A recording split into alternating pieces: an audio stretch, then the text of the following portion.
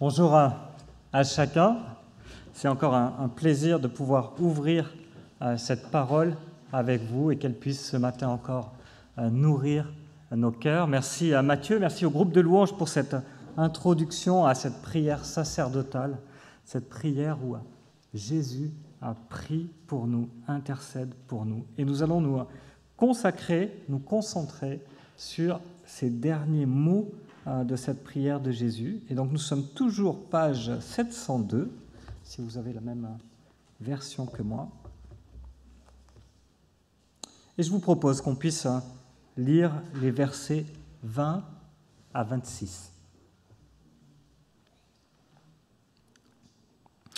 Je ne prie pas pour eux seulement, les disciples de Jésus, les premiers disciples, mais encore pour ceux qui croiront en moi à travers leurs paroles, afin que tous soient un, comme toi, Père, tu es en moi, et moi je suis en toi, et qu'afin qu'eux aussi soient un en nous, pour que le monde croie que tu m'as envoyé. Je leur ai donné la gloire que tu m'as donnée, afin qu'ils soient un comme nous, un, moi en eux, et toi en moi, afin qu'ils soient parfaitement un, et qu'ainsi le monde reconnaisse que tu m'as envoyé, que tu les as aimés comme tu m'as aimé.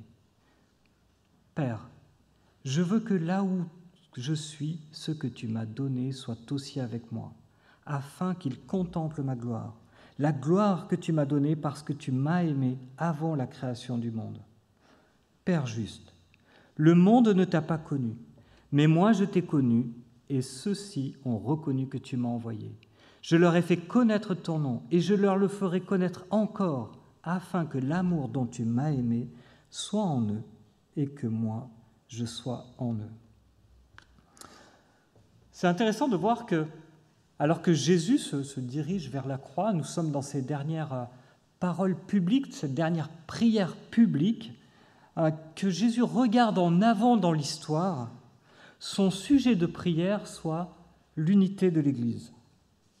On peut peut-être se rendre compte de l'importance que ce sujet a pour Jésus quand on considère tous les sujets que nous, on aurait placés en haut de la liste si on avait dû prier pour l'Église. En bon chrétien, on aurait peut-être pu prier pour la sainteté de l'Église. Peut-être qu'on aurait pu prier pour la croissance de l'Église. C'est important pour nous que l'Église croisse, qu'elle puisse grandir, qu'il y ait de plus en plus de personnes qui soient sauvées. Peut-être qu'on aurait pu prier pour que l'Église ait une doctrine juste, qu'elle ait une juste compréhension de la parole de Dieu. Peut-être qu'on aurait pu prier pour que l'Église ait un bon témoignage dans le monde. On aurait peut-être pu prier pour que l'Église, que Jésus protège son Église, qu'il la garde de la persécution. On aurait peut-être pu prier pour l'amour de l'Église. Il y a tant de sujets pour lesquels on pourrait prier pour l'Église. Jésus prie, et il prie pour son unité. Alors bien sûr, ce n'est pas pour écarter les autres sujets, mais ça me semble assez significatif finalement, et cela devrait nous parler quand nous considérons qu'à ce moment-là, Jésus prie pour nous. Lorsqu'à la demande de ses disciples, Jésus va les enseigner sur la prière, il dit « Que ta volonté soit faite sur la terre comme au ciel ». Et ici, Jésus nous révèle cette volonté. Il nous dit qu'il désire ardemment que son Église soit unie. Juste dans les 2 premiers versets, il le dit 4 fois. Je veux que cette Église soit unie. Alors ça nous pose une question, qu'est-ce que cela veut dire que l'Église est unie? Peut-être que quand on pense à l'unité, on pense peut-être à l'image de la famille. Une famille unie qui fait front ensemble quand il y a des difficultés, une famille qui partage les joies, les peines. Peut-être qu'on pense encore plus au mariage, à l'unité que l'on peut vivre à l'intérieur d'un mariage. Vous savez, même le Code civil qui est rappelé à chaque mariage dit « Les époux se doivent mutuellement respect, fidélité, secours, assistance. Les époux assurent ensemble la direction morale, matérielle de la famille. Ils pourvoient à l'éducation des enfants, ils préparent leur avenir. Les époux s'obligent mutuellement à une communauté de vie. » On dit que nous sommes mariés jusqu'à ce que la mort nous sépare. Mais regardez avec moi les versets 20 à 23. « Que tous soient un, comme toi, Père, tu es en moi, et comme je suis en toi. Et au verset 22, qu'ils soient un comme nous sommes un, moi en eux et toi en moi. Cette unité qui est en train d'être évoquée par Jésus, elle dépasse l'unité d'une famille, elle dépasse l'unité d'un couple. En fait, cette unité, elle traverse toutes les générations sur toute la surface de la terre. Ce n'est pas une unité humaine qui pourrait ressembler à de l'amitié, du respect, de l'engagement que nous aurions les uns avec les autres. Cette unité est une unité qui est surnaturelle. Elle dépasse nos relations humaines. Elle dépasse les relations que nous avons les uns avec les autres. Je pense que ce matin, il y a des chrétiens qui sont là et qui sont d'autres assemblées avec nous. Même si je ne vous connais pas, je sais que nous sommes unis avec vous. C'est quelque chose d'assez extraordinaire. Je ne sais pas, quand vous partez en vacances, que vous arrivez à un endroit où vous connaissez absolument personne, vous rentrez dans une église et vous êtes unis avec eux. Ce n'est pas les relations humaines qui nous unissent. Vous arrivez à un endroit où vous connaissez absolument personne, vous entrez avec eux, vous chantez avec cette église, vous partagez le pain, le vin avec eux et vous êtes unis avec eux. L'unité dont parle Jésus dépasse les relations humaines que nous pouvons avoir. Est-ce que nous entendons ce que dit le texte ? Comme Jésus est uni au Père, comme le Père est en lui, comme il est dans le Père, comme le Père et Jésus sommes un, nous sommes un. C'est plus que de l'amitié, c'est plus que des relations qui nous unissent. L'unité de l'Église est ici le reflet de l'unité de Dieu. Il y a un seul Dieu, il y a un seul peuple de Dieu. Et ça a toujours été le cas. Dieu a toujours dit à son peuple qu'il était son Dieu et qu'il n'avait pas d'autre Dieu. Rappelez-vous de ces mots à la sortie de l'Égypte lorsque Dieu fait alliance avec son peuple. « Je suis l'Éternel, ton Dieu, qui t'ai fait sortir de la maison d'esclavage. Tu n'auras pas d'autre Dieu devant moi. » Et ces mots, à quelque part, définissent l'identité du peuple de Dieu. Regardez la fin du verset 21. « Afin qu'eux soient un en nous. Nous sommes unis parce que nous sommes unis à Christ. » Et cela définit premièrement qui nous sommes.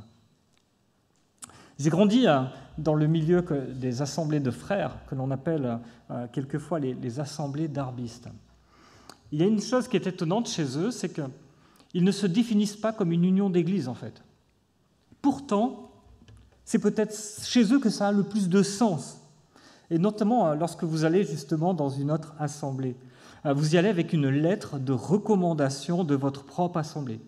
Et c'était un peu quelque chose du genre « Les frères et sœurs qui se réunissent au nom du Seigneur à la Pisette », oui, ça c'est l'assemblée d'où je viens, vous chercherez sur une carte et on se revoit l'année prochaine, « recommande à votre affection fraternelle notre frère Jean-Jacques Rioux qui se réunit avec nous à l'assemblée de la Pisette ». Et lorsque vous arriviez dans une assemblée, cette lettre était lue à tous, et alors, sachant que vous étiez un frère ou une sœur, on vous faisait passer le pain et le vin pour manifester cette unité. Et ça créait des liens très forts, finalement, entre les églises. Et je me souviens que la première chose qu'on demandait à la sortie, c'était du genre, mais tu es le fils de Jacques, c'est ça ? Et ta maman, c'était bien une fille Garée, de Salomon Garée, etc. C'est bien la famille que... Pourquoi ? Parce que ça définit, on nous positionne, ça définit, cela nous situe, cela crée des connexions. Mais notre identité, elle est bien plus que cela. Nous sommes définis parce que nous sommes les fils et les filles du Dieu vivant. Ici, ce matin, nous sommes unis parce que nous sommes les fils et les filles du Dieu vivant. L'unité de l'Église est le reflet de l'unité de Dieu. Il n'y a qu'un seul Dieu et qu'un seul peuple de Dieu. Du côté de ma mère, j'ai une assez grande famille. Mon grand-père avait 7 frères, il avait une sœur. Autant dire que je suis loin de connaître tout le monde. Je ne connais pas du tout tous mes cousins, il y en a vraiment un très grand nombre. Du côté de mon père, c'est le contraire. En fait, de familles qui possèdent encore le nom Rioux de ce côté-là, il y a la famille de mon frère et la mienne. À tel point qu'à chaque fois qu'on nous demandait « Est-ce que vous êtes de la famille de ?» Mon frère et moi, on avait l'habitude de dire « Si c'est Rioux, c'est que ce n'est pas de notre famille. » Mais en Christ, nous sommes les membres d'une grande famille. D'une famille unie par quelque chose de plus grand, de plus fort que les liens du sang. Nous sommes unis par le sang de Christ. Christ a aimé chacun d'entre nous à un point tel qu'il s'est offert en sacrifice pour lui. Je voudrais que vous réalisiez une petite chose ce matin. À quel point il faut aimer quelqu'un pour être prêt à offrir sa vie pour lui. Peut-être pour que ce soit concret, ça, on peut se poser la question, là, maintenant. Quelles sont là ou les personnes pour qui vous seriez prêt à offrir votre vie? Quelles sont là ou les personnes pour qui vous offririez votre vie sans hésiter? Réfléchissez. Quelles sont les personnes pour qui, maintenant, vous offririez votre vie sans hésiter? Pour qui êtes-vous prêt à mourir? Maintenant, je voudrais que vous pensiez à d'autres personnes. Les personnes avec lesquelles vous avez peut-être le plus de mal ici. Vous savez, la personne qui vous insupporte, la personne qui vous a blessé, la personne avec laquelle vous n'êtes peut-être jamais d'accord. Considérez cette personne ou ces personnes. Et dites-vous une chose, Christ l'a aimée au point de choisir de mourir pour elle. Notre unité, elle ne vient pas de l'amour que nous pouvons éprouver naturellement envers certaines personnes. Notre unité, elle vient du fait que Christ a choisi ces personnes et est mort pour elles. Christ les a aimées au prix de sa vie. Notre unité ne vient pas de l'amour que nous sommes capables d'avoir pour nos frères et sœurs, mais de l'amour de Christ pour ses frères et sœurs.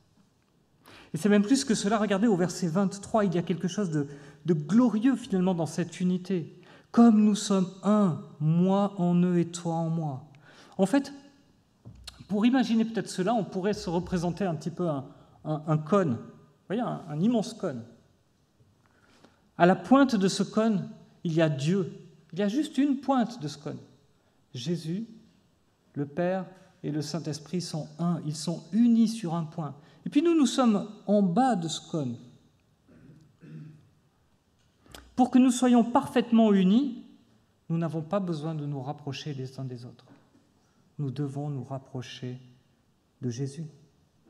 C'est quand nous nous rapprochons tous ensemble de Jésus que nous vivons concrètement l'unité de l'Église.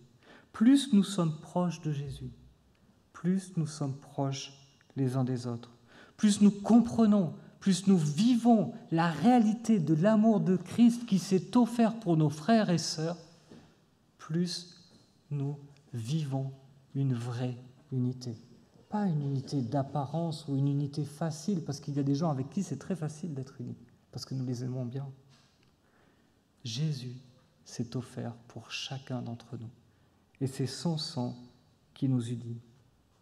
Paul dit dans sa lettre aux Colossiens, « Faites attention, que personne ne vous prenne au piège par la philosophie, par des tromperies sans fondement qui s'appuient sur la tradition des hommes, sur les principes élémentaires qui régissent le monde et non sur Christ. En effet, c'est en lui qu'habite corporellement toute la plénitude de la divinité. Vous avez tout pleinement en lui qui est le chef de toute domination, de toute autorité. C'est en lui, c'est en Jésus qu'habite corporellement toute la plénitude de la divinité.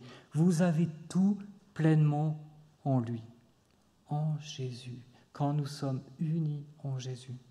Pourquoi est-ce que c'est important ? Pour au moins 2 raisons. La première, c'est que cela dirige nos efforts. L'unité de l'Église s'obtient en grandissant en Christ, parce que c'est quand nous devenons plus proches de Christ que nous nous rapprochons les uns des autres. Le but n'est pas de se forcer à faire des sourires alors que nos cœurs ne sont absolument pas alignés avec l'attitude que nous avons. Le but, ce n'est pas de faire semblant que nous nous aimons.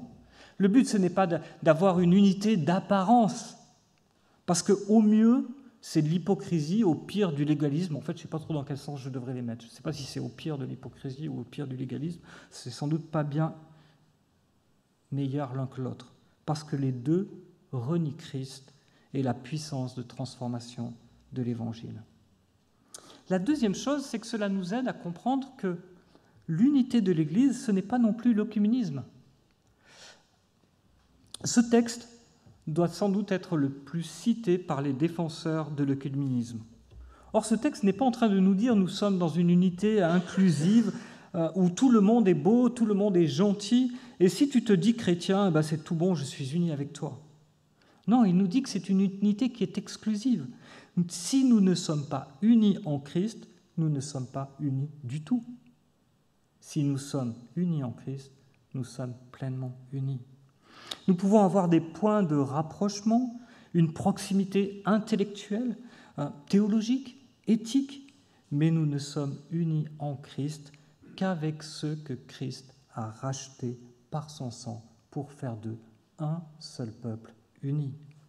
Nous devons être clairs sur les fondements de notre unité, et nous ne pouvons être clairs que si nous sommes clairs sur les doctrines essentielles, celles qui nous unissent. L'autorité, la vérité de la Bible, ta parole est la vérité, nous l'avons lu. La Trinité, la résurrection corporelle de Christ, le salut par grâce par le moyen de la foi en Jésus seul. C'est parce que nous croyons ces doctrines que nous sommes unis. D'autres doctrines de second ordre pour lesquelles nous pouvons avoir des convictions fortes basées sur notre compréhension de la parole de Dieu sont secondaires et ne nient pas notre unité. Certains chrétiens croient que le millénium est un règne de 1000 ans, d'autres que c'est symbolique. Certains croient que le baptême est pour les enfants, d'autres croient que le baptême est réservé à des personnes qui font profession de foi. Certains pensent que l'homme de Romains 7 est un chrétien, d'autres croient que non. Je vous laisse regarder Romains 7. Ces questions sont importantes parce qu'elles ont des implications pratiques sur notre vie chrétienne. Mais sur ces questions, nous devrions avoir des humbles convictions. Notre souci, ce n'est pas de nous disputer, ce n'est pas d'essayer de concilier nos théologies avec le monde, avec toutes sortes de compromis, mais de nous rapprocher de Christ. Pourquoi est-ce que nous prêchons la parole texte après texte ? Parce que nous voulons comprendre cette parole. Nous voulons être toujours plus proches de ce que Christ dit. Nous voulons fortifier notre unité en étant toujours plus proches de la parole de Dieu. Don Carson explique qu'il ne s'agit pas ici uniquement une unité d'amour, mais une unité fondée sur l'adhésion à la révélation du Père, communiquée aux premiers disciples par son Fils. Une révélation qu'ils ont acceptée, on a vu ça dans les versets 6 à 8, transmise, et le verset 20 nous parle de ceux qui croiront en moi à travers leurs paroles. Christ nous a communiqué sa parole, et c'est en grandissant dans la parole, en la comprenant toujours mieux par l'Esprit de Christ qui vise en nous, que nous ressemblerons toujours plus à Christ et que nous serons toujours plus unis ici à Éthiopie, mais aussi avec les chrétiens de la terre. C'est valable dans le monde entier. Les chrétiens ont vocation à grandir en Christ pour être parfaitement un, comme le dit ce texte, comme Jésus et le Père sont parfaitement un. L'Église est unie par le même évangile tel qu'il a été interprété, proclamé par les apôtres. Ce fondement des apôtres, ce fondement nécessite que l'Écriture soit le fondement exclusif de l'Église. La parole est notre seul fondement sur lequel nous grandissons. Attention, l'unité n'est pas l'uniformité. Quand Jésus dit qu'ils soient tous comme nous sommes un, il est en train de parler de la Trinité. La Trinité est unie, mais elle n'est pas uniforme. Elle est composée de 3 personnes très distinctes, avec des rôles distincts. Et pour nous-mêmes, nous lisons par exemple en Éphésiens 4, C'est lui qui a donné les uns comme apôtres, les autres comme prophètes, les autres comme évangélistes, les autres comme bergers, enseignants. Il l'a fait pour former les saints aux tâches du service en vue de l'édification du corps de Christ, jusqu'à ce que nous parvenions tous à l'unité de la foi, de la connaissance du Fils de Dieu, à la maturité de l'adulte, à la parfaite stature de Christ. Et nous entendons ici que la diversité est au service de l'unité, que c'est dans la diversité des ministères que nous grandissons dans l'unité de la foi. Nous grandissons dans une seule foi au travers de la diversité que Dieu a donnée dans l'Église. Et si nous lisons dans 1 Corinthiens 12, Paul nous dit que Dieu nous donne par son esprit des dons différents. Il le dit de sorte qu'une personne ne peut pas dire à une autre « je n'ai pas besoin de toi ». La diversité est voulue par Dieu, elle est au cœur de l'Église, elle est au cœur de l'unité telle que Dieu la conçoit. Quand nous lisons plus loin dans l'Apocalypse, nous voyons cette Église. Cette Église, elle est enfin rendue parfaite. Elle se présente à Christ. Et qu'est-ce qu'il nous est dit de cette Église ? Qu'elle est de toute tribu, de toute langue, de tout peuple, de toute nation. Cette diversité qui nous unit, elle est aussi culturelle. Elle dépasse les formes, elle dépasse les apparences, elle dépasse nos origines.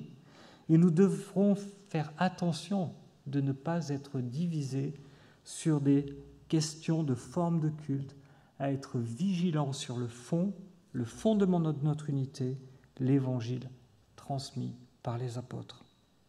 Il y a 25 ans, j'étais à Cangers, en dessus des gorges du Verdon, pour faire mon service militaire. Nous étions tous habillés en vert, nous saluions de la même manière, nous nous levions à la même heure, nous marchions d'un même pas et on faisait tous la même chose toute la journée. Ça, c'est l'uniformité, ce n'est pas l'unité. Quel est le but de cette unité pour l'Église aujourd'hui ? Au verset 21, Jésus nous dit dans sa prière pourquoi l'unité de son peuple est si importante, pourquoi elle est nécessaire. Pour que le monde croie que tu m'as envoyé. Et au verset 23, qu'ils soient parfaitement un et qu'ainsi le monde reconnaisse que tu m'as envoyé et que tu les as aimés comme tu m'as aimé. De manière très simple, il affirme que notre unité est nécessaire pour que le monde croie. Pourquoi ? Parce que le péché divise. Remontons au tout début de l'histoire de l'humanité. Nous avons un premier couple.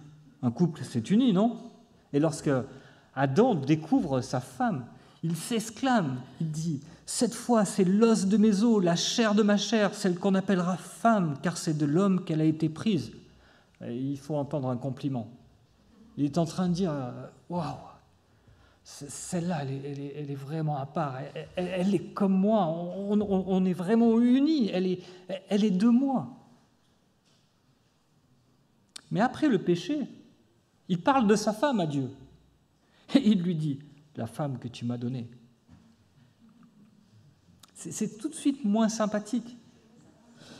Si vous êtes marié depuis quelques années, vous savez une chose normalement, c'est que les paroles douces sont vite oubliées. On ne dit jamais assez souvent « je t'aime » à son conjoint. Mais les paroles dures restent.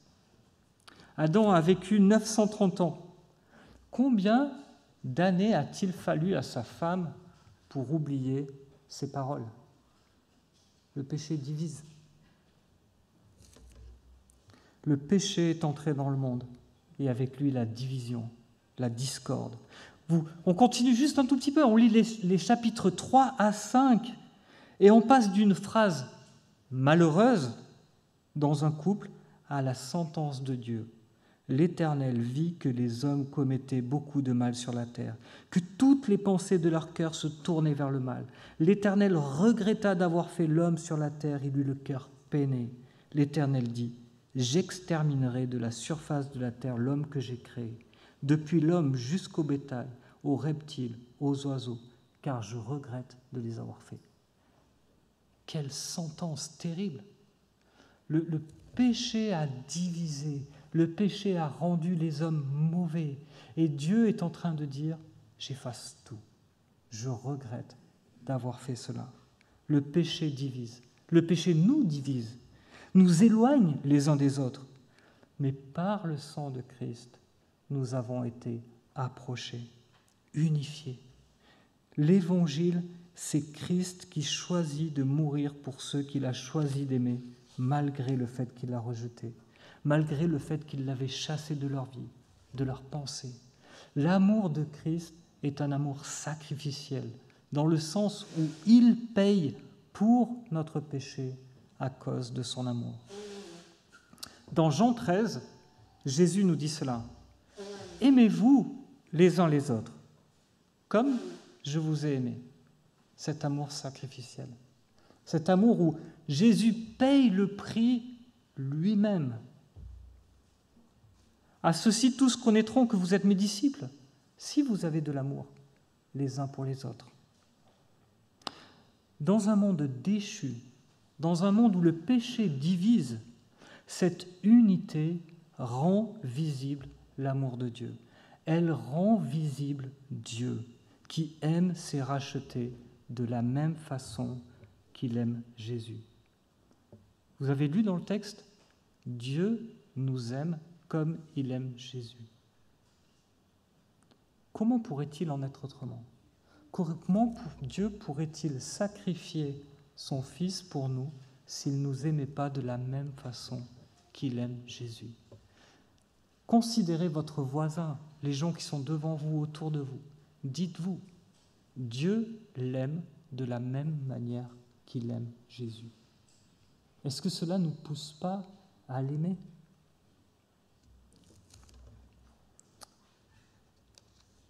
C'est quelque chose qui est difficile à comprendre, mais c'est quelque chose que nous pouvons vivre si tous ensemble nous nous approchons chacun de Jésus. Et c'est un témoignage puissant pour le monde.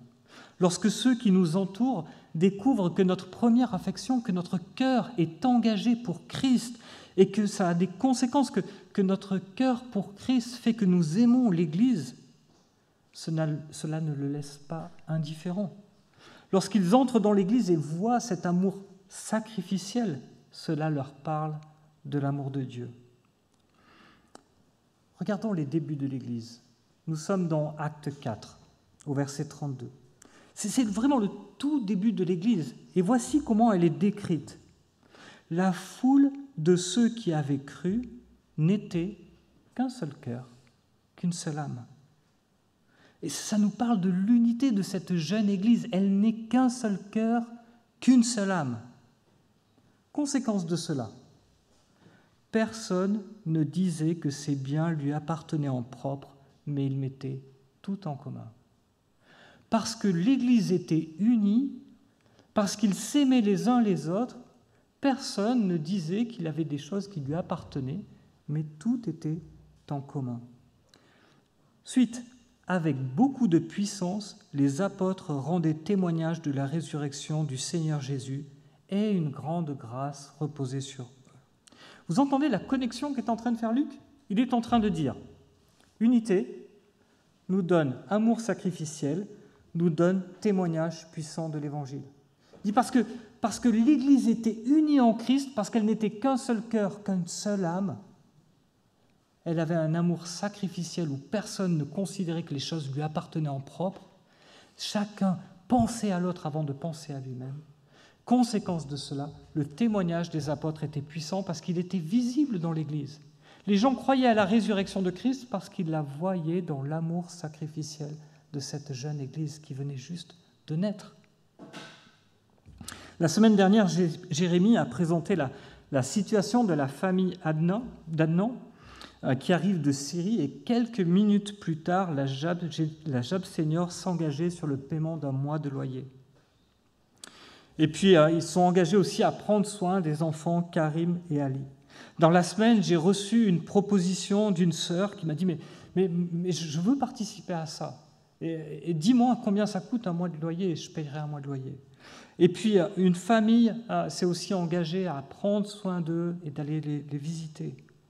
Vous savez, ils ne sont pas de notre pays, ils ne sont pas de notre langue. Ils n'ont pas la même culture que nous. Il y a 2 semaines de cela, on n'avait même jamais entendu parler d'eux. Mais nous avons le même Seigneur, le même Sauveur. Nous sommes un avec eux. Nous sommes un seul cœur, une seule âme avec eux. Et ça prend du sens quand on le voit.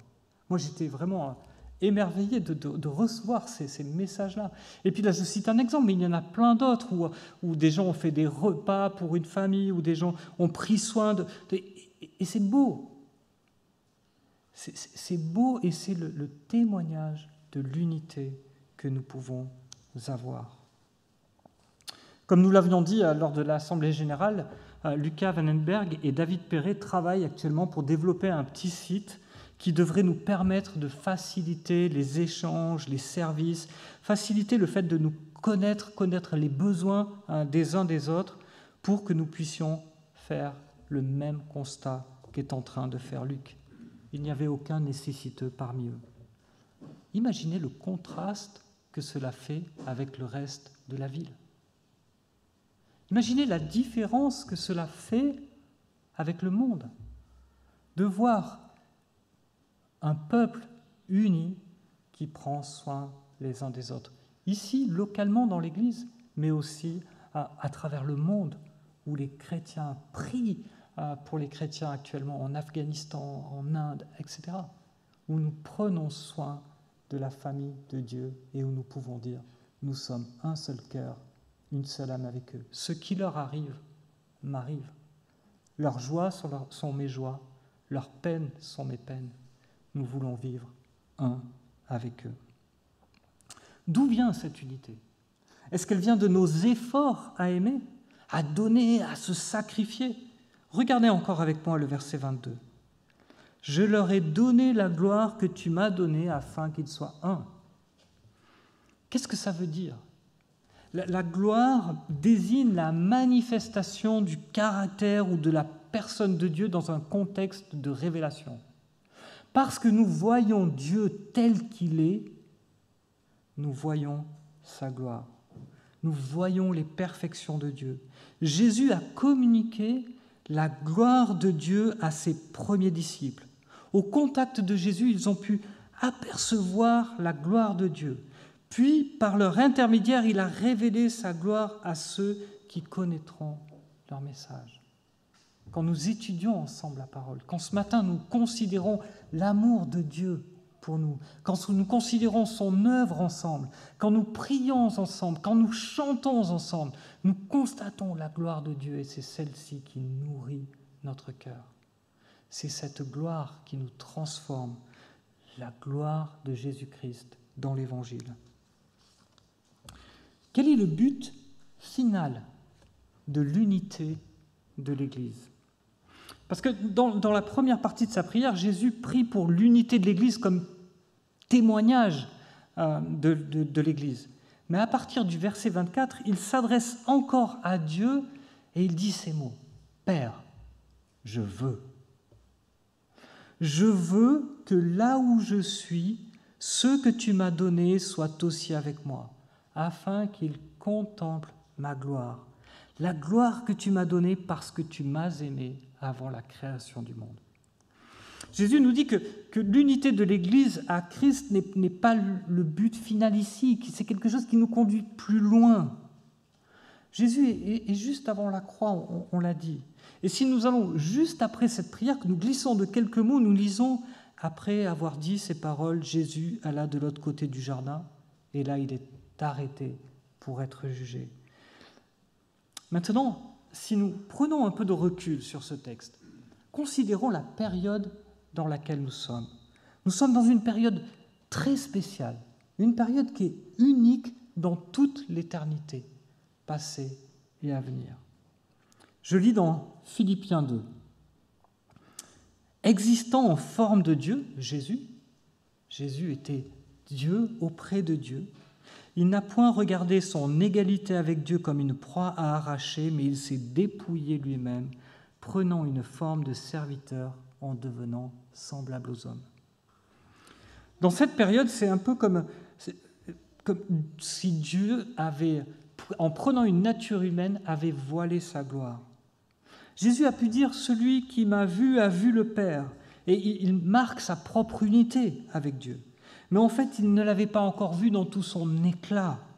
Jésus se projette maintenant après sa résurrection et il évoque ce temps où aujourd'hui, Jésus a retrouvé sa place auprès du Père.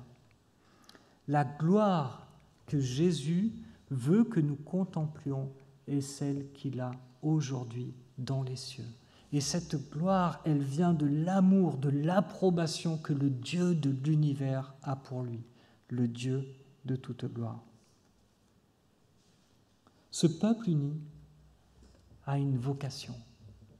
Tous ensemble, tous les chrétiens de la terre, depuis le plus ancien âge jusqu'au dernier chrétien, tous ensemble, nous serons unis un jour parfaitement pour voir Jésus face à face. Nous contemplerons sa gloire.